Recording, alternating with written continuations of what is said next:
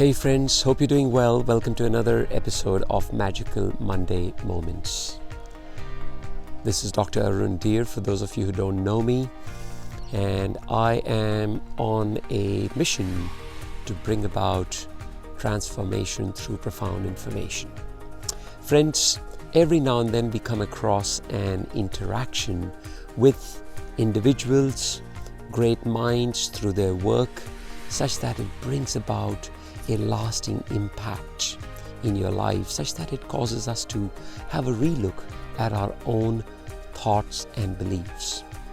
One of the ways that I really love interacting with great minds is through books, as some of you probably already know. And I want to share with you a book that I'm currently rereading, I should say, which is titled Outwitting the Devil. This book has made a huge impact on my mind that I decided to pick it up and reread it. The book is written by Napoleon Hill, who is an amazing author by his book Think and Grow Rich, which created amazing, it's one of the, I should say it's the mother of all inspirational textbooks. So if you haven't read it so far, I'd highly encourage you to get a copy of your own, because that is a very intense read. But I think what I really loved about Outwitting the Devil was that it is reflected. The book is written in the form of, it is transcripted in the form of an interview that Napoleon Hill is conducting with the devil. Now, I just want to clarify that the devil, based on your religious beliefs and all of that, could be something that is outside, the devil and the angel and all of that, or it could be something that is residing within us. So I'll leave that to your discretion. But I think this is crucial question that comes up in this book right in the beginning, is that whether you are a drifter. Now, let me first tell you the Oxford Dictionary meaning of the word drifter is a person who is moving from place to place. Now, why do I bring up the word drifter over here is that the devil says that the person who is my favorite ally is a drifter. So Napoleon Hill asks the devil to define the drifter for him. And he says that, go ahead and describe a typical drifter for me. The first thing, this is the devil's response, the first thing you will notice about a drifter is his total lack of a major purpose in life. He will be conspicuous by his lack of self-confidence.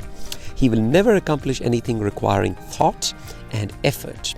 He will be sick or ailing from some real or imaginary cause. He will have little or no imagination. And here's an important one, he will lack enthusiasm and initiative to begin anything he is not forced to undertake. And he will plainly express his weakness by taking the line of least resistance whenever he can do so.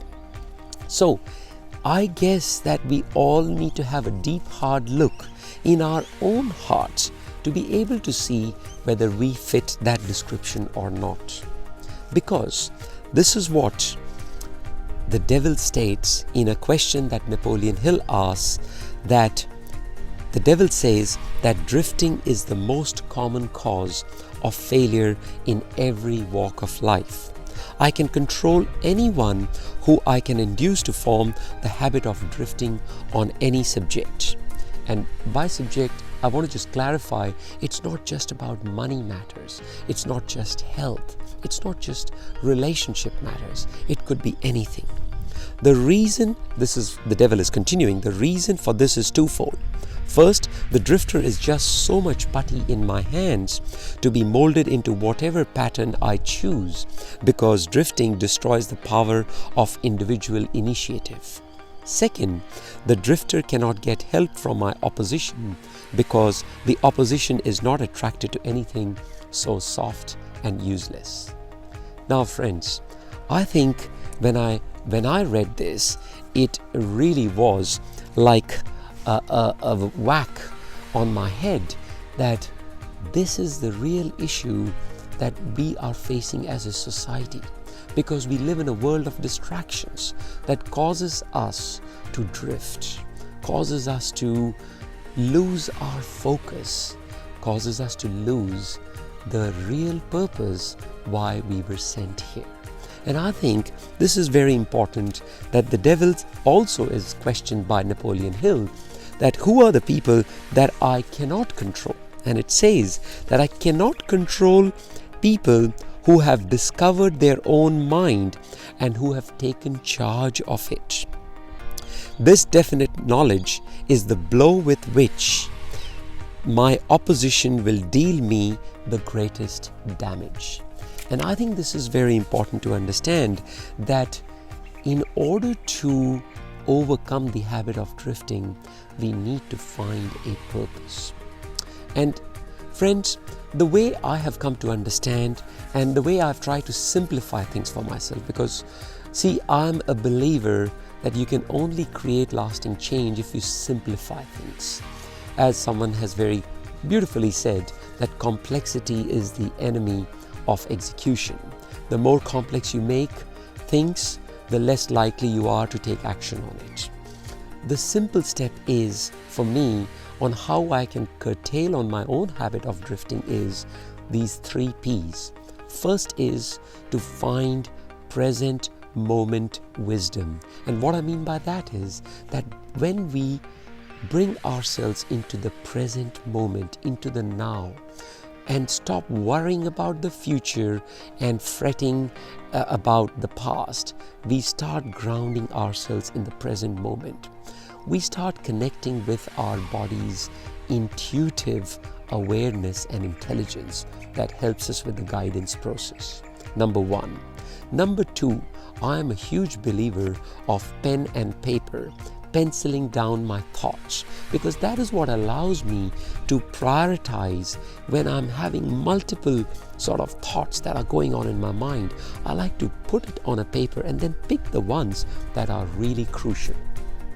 And friends, the third and the most important one is, the third P is prayer. I think prayer forms a crucial part of any individual's communication with his or her Creator. Now, it doesn't matter whether you believe in God, you're an atheist, but I think, let's be honest, that where there is a creation, there has to be a creator. We don't want to give them a label of God or whatever, but there is some universal intelligence that has sent us over here. That's my belief anyways, and I am very comfortable with that.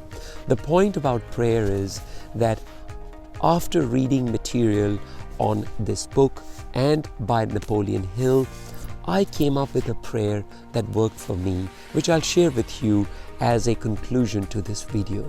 But I think what is important is that prayer should form a part of your daily routine, of your daily ritual, so that it allows you to appreciate the beauty of life and also allows you to become a non-drifter, as has been mentioned in the book Outwitting the Devil. I'll conclude this video with my prayer, which I really feel touches my heart, and I hope it helps you shift the needle for you and for your loved ones as well. Oh Lord, I thank you for giving me another beautiful day.